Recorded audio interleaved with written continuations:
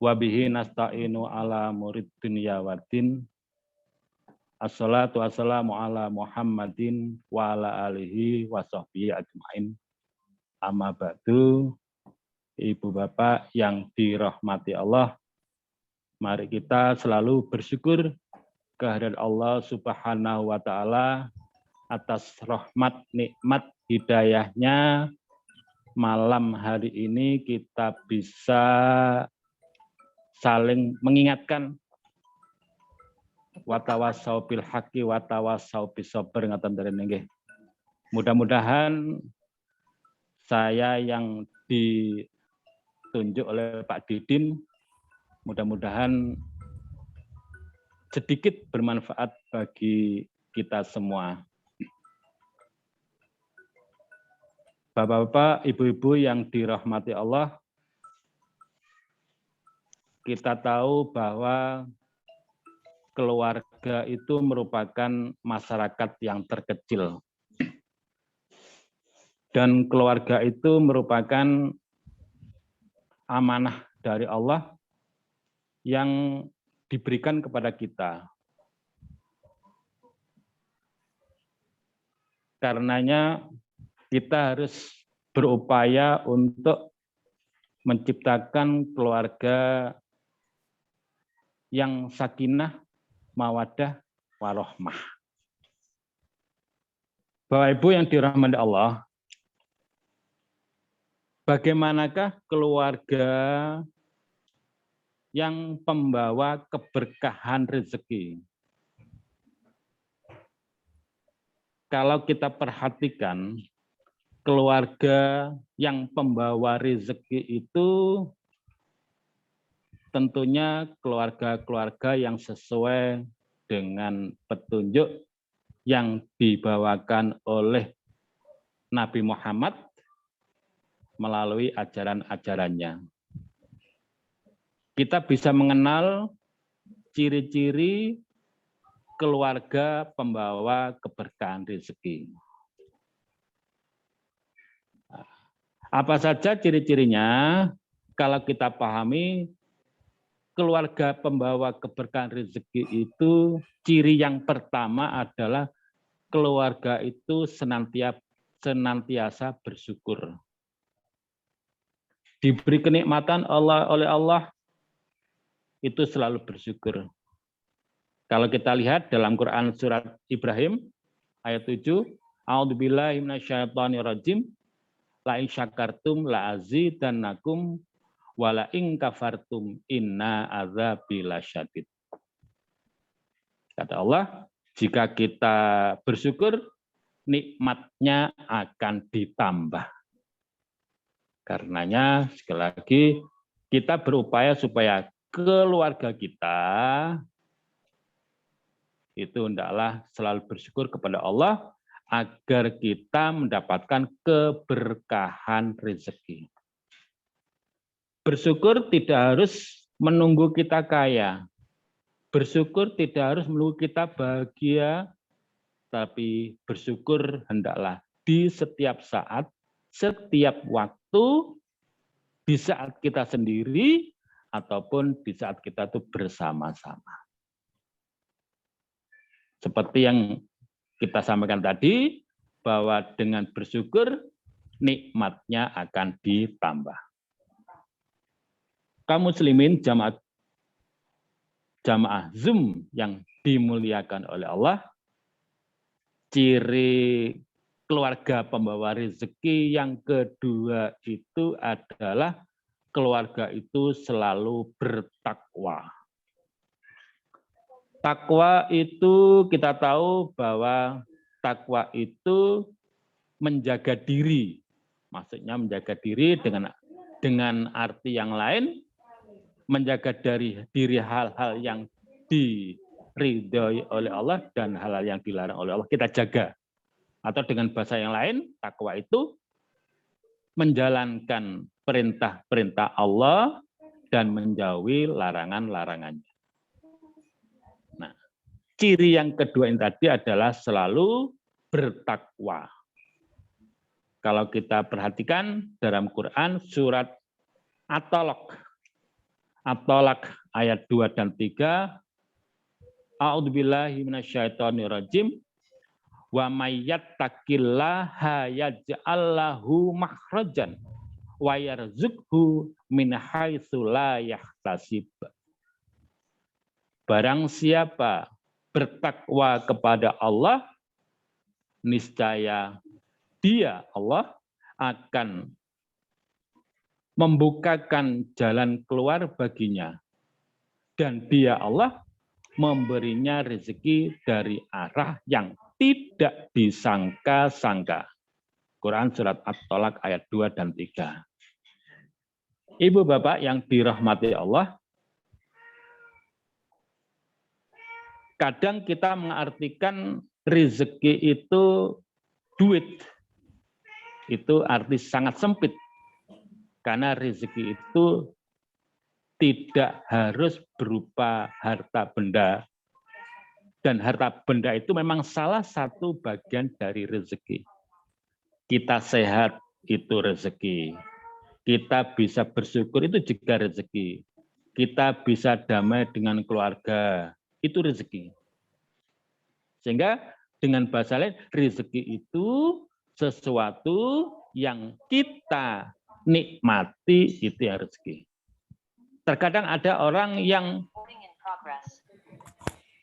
mempunyai penghasilan besar, namun rezekinya kecil. Ada orang yang penghasilannya kecil, rezekinya kecil. Maksudnya bagaimana? Maksudnya bagaimana? Orang yang gajinya besar, rezekinya kecil, di saat harta melimpah, semuanya bisa dibeli, tetapi tidak bisa menikmati. Misalnya nopo, di saat dia mau makan sate, ojo makan sate, engko darah tinggi. Mau makan nopo? Gula, mimik yang manis-manis, nggak boleh dengan Pak Dokter karena kena diabetes. Sehingga itu orangnya hartanya banyak, namun rezekinya kecil. Akhirnya hanya minum air putih saja. Lain dengan kita kayak Pak Didin, dan Pak Dede, rezekinya banyak. Makanya makan apa saja masuk sudah. Itu rezeki yang harus kita syukuri.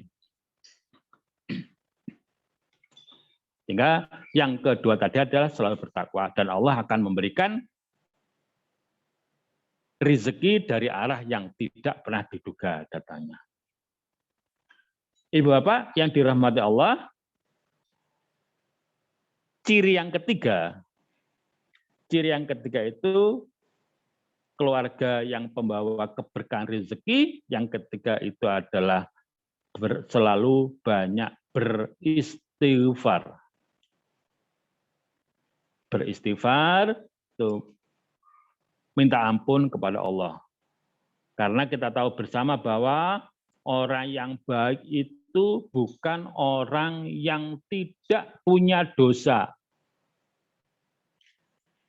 Tidak ada orang yang tidak punya dosa. Semua orang punya dosa. Namun orang yang baik itu di saat melakukan kesalahan, dia segera minta ampun kepada Allah. Sehingga kalau kita dikatakan ingin mendapatkan keluarga yang pembawa keberkahan rezeki, tentu kita harus selalu banyak beristighfar kepada Allah. Itu bisa kita lihat dalam Quran surat Nuh. Surat Nuh ayat 30, Bapak Ibu. A'udzubillahi minasyaitonirrajim. Fakultustaghfiru rabbakum innahu kana ghafaron. Maka katakanlah kepada mereka, mohonlah ampunan kepada Tuhanmu. Sungguh, Dia Maha Pengampun. Gusti Allah itu Maha Pengampun. Maha mengampuni hambanya. Oleh karenanya, di saat kita melakukan kedosahan, dosa-dosa besar atau kecil, hendaklah kita selalu minta ampun kepada Allah dengan beristighfar kepada Allah. Dan kita sudah tahu ada sebuah kisah, ada seorang yang pernah membunuh 99 orang. Dia datang kepada rahib, "Hei Pak Rahib," atau dikatakan pendeta, "saya sudah membunuh 99 orang. Apakah Tuhan bisa mengampuni dosa saya?" Kata si rahib tadi, kata pendeta tadi, "Kamu sudah banyak dosa. Kamu sudah tidak diampuni oleh Tuhan." Maka si rahib itu, si pendeta itu dibunuh juga oleh orang tadi. Sehingga genaplah yang dibunuh itu jumlahnya 100. Lalu orang tadi berjalan datang ke seorang ulama, kepada Pak Yai, atau mungkin bahasa sekarang itu, atau mungkin kepada orang yang pintar, "Wahai orang ulama, saya sudah membunuh sejumlah 100 orang. Apakah Tuhan mengampuni saya?" Kata ulama tadi mengatakan, Tuhan kita itu Tuhan Allah, Maha Pengampun. Kita kalau sudah berbuat dosa, minta ampun kepada Allah, dosa seluas apapun, Allah akan mengampuninya. Dengan kejadian itu, dia minta petunjuk kepada orang tadi, "Saya harus bagaimana?" "Kamu berjalanlah ke sana, ke suatu tempat." Akhirnya si orang yang membunuh 100 orang tadi berjalan ke suatu tempat yang dituju oleh Pak Yai tadi, orang ulama tadi. Di tengah perjalanannya apa ternyata? Malaikat Israel mencabut nyawanya. Nah, setelah itu malaikat rahmat atau malaikat yang menjaga neraka dan penjaga surga rebutan, Bu, Pak. Iki bagianku iku mlebu neraka wong iki. Gak pernah berbuat baik belas. Karena sing penjaga surga, ora, iki kebelum swarga, iku sudah niat baik. Akhirnya berdebat, bertengkar, akhirnya apa? Banding, mencari keadilan. Ayo kita banding. Saya memohon kepada Allah, ya Allah, bagaimana ini? Orang ini kok mau dia bawa ke surga, enake karepe dhewe, wong dosane akeh, wis membunuh orang 100. Lalu Allah dengan rahmatnya, dengan Rahman Rahimnya, wis dengan keadaannya ingin mau diukur, Pak. Dari dia berangkat sampai tempat tujuannya, pada tempat dia meninggal, dari meninggal dia sampai ke tempat tujuan tadi, ternyata telah diukur lebih banyak dia sudah setengah melewati apa yang di tengahnya itu, Pak. Sudah lebih dari separuh perjalanannya untuk menuju yang baik itu tadi, suatu tempat tadi yang dituju. Nah, karena berarti sudah lebih dekat ke tempat yang baik tadi, tujuan tadi, maka Allah memberikan ampunan kepada orang itu, dan orang itu akhirnya dimasukkan ke surganya. Itu suatu kisah orang yang tidak berbuat baik, yang sudah membunuh 100 orang, masih diselamatkan, masih dirahmati oleh Allah, masih dimasukkan surga. Oleh karenanya, kita yang kaum muslimin ini, notabene warga Muhammadiyah, mari kita selalu dan selalu mohon ampun kepada Allah. Selalu beristighfar kepada Allah. Dan kita tahu bersama bahwa Nabi Muhammad SAW itu setiap harinya beristighfar 100 kali. Padahal kita tahu Rasulullah itu sudah dijamin masuk surga. Dosa-dosanya sudah diampuni. Tapi Nabi memberi contoh kepada kita, Nabi selalu beristighfar 100 kali. Bagaimana dengan kita? Kita umatnya Nabi Muhammad. Kalau Nabi Muhammad setiap hari minta ampun kepada Allah, kita yang sudah banyak dosa, sudah banyak kesalahan yang kita perbuat, hendaklah kita mencontoh, dan kita juga selalu beristighfar, minta ampun kepada Allah Subhanahu wa taala.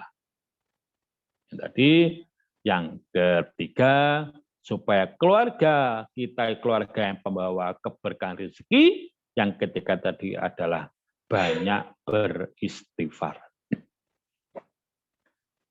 Ibu bapak yang dirahmati Allah, ciri yang selanjutnya keluarga pembawa keberkahan rezeki yang keempat itu cirinya adalah keluarga itu suka bersilaturahmi. Kita tahu bahwa siapa yang suka dipanjangkan umurnya, dilapangkan rezekinya oleh Allah, hendaklah menyambung silaturahmi. Ini ada hadis dari Bukhari Muslim seperti itu. Jadi alhamdulillah kayak Mas Dedi walaupun berada di Kalimantan Utara, tadi ada yang dari Samarinda, tetap bersilaturahmi. Ini dalam upaya perekatan, dalam upaya supaya menjadi keluarga pembawa keberkahan rezeki. Malang, Probolinggo, Pak. Oh, nggih, ada yang dari Malang, ada dari Probolinggo, wis dari Indonesia. Alhamdulillah. Jadi kalau tidak begini kita nggak bisa jauh-jauh, paling utek-utek gawok tok nggih, Pak, Bu. Ini karena jauh kita bisa sangat luas, bisa pengajian dengan media Zoom. Bapak yang dirahmati Allah, yang kelima, ciri keluarga pembawa keberkahan rezeki itu suka bersedekah. Ini sering sudah dicontohkan oleh Pak Didin. Pak Didin harus dapat rezeki mesti sedekah, Bu, Pak. Jadi, kenapa? Dengan sedekah itu kok bisa membawa keberkahan rezeki? Kalau kita perhatikan di Quran surat Al-Baqarah, surat kedua, ayat 261, A'udzubillahi minasyaitonirrajim, masalul ladzina yunfikuna amwalahum fi sabilillahi kamasali habbah ambatat sab'a sanabila fi kulli sumbulatim mi'atun habbah. Perumpamaan orang yang bersedekah hartanya di jalan Allah seperti sebutir padi, sebutir biji yang menumbuhkan 10 tangkai, yang menumbuhkan 7 tangkai. Pada setiap tangkai itu ada 100 biji. Sehingga kalau kita berbuat baik, satu kebaikan itu diibaratkan tumbuh, ya. Kalau di Al-Quran tadi, satu kebaikan Allah akan membalas sampai sejumlah 700 kali. Sehingga jangan pun khawatir kita bersedekah, kan koyok-koyok secara rasional uang yang kita berikan, yang kita sedekahkan ini berkurang. Sepertinya begitu. Namun sebenarnya itu tidak. Contoh ngeten, rasionalnya begini. Rezeki kita itu 1 gelas. Lek 1 gelas itu diisi terus penuh kutah. Nggih. Lah, Tapi supaya kita mendapat banyak, bagaimana caranya? Yang bawah ini dikasih lubang kecil. Dikasih lubang, masih dilobangi. Nah, ini dikasih air, belum sampai penuh, ini sudah gemericik kecil, gemericik maksudnya diberikan kepada yang lain. Atau dengan bahasa kita tadi, disedekahkan. Nanti ada ditambah terus. Itu logikanya, kalau ingin rezekinya ditambah oleh Allah, ya kayak air tadi, gelas, diisi air, yang bawahnya air dikasih lubang, kericik-kericik, itu ibarat yang harta yang kita sedekahkan. Bermanfaat bagi yang lain, kita rezeki ditambah terus. Karena jatah kita itu 1 gelas penuh. Kalau ini sudah surut, dikasih oleh Allah supaya tambah terus. Tapi yang bawah tetap mengalir, tetap berguna bagi yang lain. Itu makanya kalau Allah, satu kebaikan akan dibalas oleh Allah sampai 700 kali. Dan banyak lagi contoh yang lain seperti kita seakan-akan setelah masa corona ini kayak apa rezeki kita dikasih, tetap dikasih oleh Allah. Jangan khawatir. Gusti Allah Maha Pengasih, Maha Penyayang, Maha Pemurah.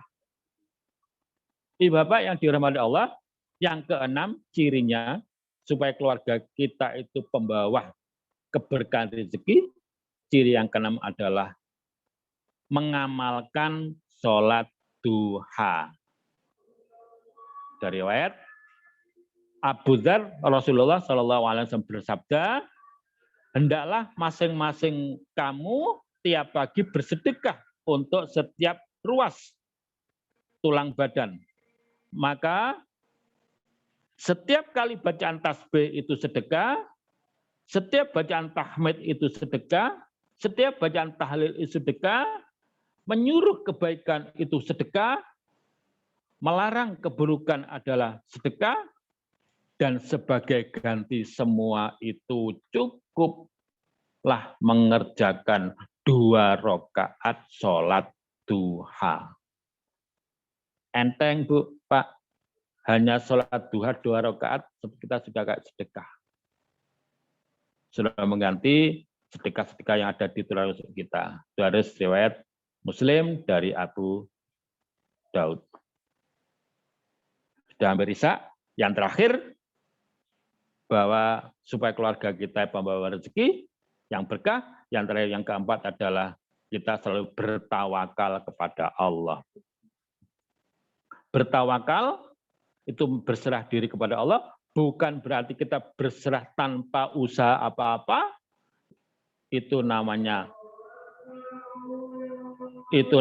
kalau hanya begitu kita namanya konyol. Seperti masa-masa COVID ini, kita tidak pernah pakai masker, kita tidak memperhatikan protokol kesehatan, itu bukan tawakal namanya. Itu namanya membunuh diri kita dan orang lain. Nah, yang dinamakan tawakal itu kita harus berusaha dulu. Berusaha dengan semaksimal, nanti hasilnya itu sudah kita serahkan kepada Allah. Nah, berkenaan dengan tawakal ini, kita bisa lihat dalam Quran surat At-Tolak ayat 3. Wa may yatawakkal 'alallahi fahuwa hasbuhu. Dan barang siapa yang bertawakal kepada Allah, niscaya Allah akan mencukupkan keperluannya. Dengan kita bertawakal, Allah mencukupkan. Pun khawatir. Mungkin sementara ini dulu yang bisa saya sampaikan. Intinya, kesimpulan, keluarga pembawa keberkahan rezeki, cirinya yang pertama itu adalah keluarga itu selalu bersyukur. Mari kita berusaha, keluarga kita selalu bersyukur. Yang kedua adalah selalu bertakwa kepada Allah. Yang ketiga adalah banyak beristighfar. Yang keempat, kita suka bersilaturahmi. Yang kelima, suka bersedekah. Yang keenam adalah mengamalkan sholat duha. Dan yang ketujuh, bertawakal. Mungkin itu sekali lagi Kurang lebihnya mohon maaf. Apabila ada tutur kata yang kurang berkenan, nasrun minallah wa fathun qarib wa basyiril mukminin. Assalamualaikum warahmatullahi wabarakatuh. Waalaikumsalam warahmatullahi wabarakatuh. Matur nuwun Gus Nur atas tausiahnya pada malam hari ini. Kami mengucapkan terima kasih banyak. Ini waktu adzan Isya sudah berkumandang di depan rumah saya. Langsung saya akhiri pada pertemuan pada malam hari ini dengan bacaan hamdalah bersama-sama. Alhamdulillahirabbil alamin. Insya Allah malam Ahad kajian PRM Gawok ini masih virtual. Insya Allah ini barusan saya hubungi Pak Aminullah, ini belum ada jawaban. Ya, kalau tidak berkenan Pak Aminullah, mungkin Pak Ustadz Kusno, Insya Allah. Sekian dari saya akhiri. Assalamualaikum warahmatullahi wabarakatuh. Waalaikumsalam warahmatullahi wabarakatuh. Maaf ya Bapak Ibu.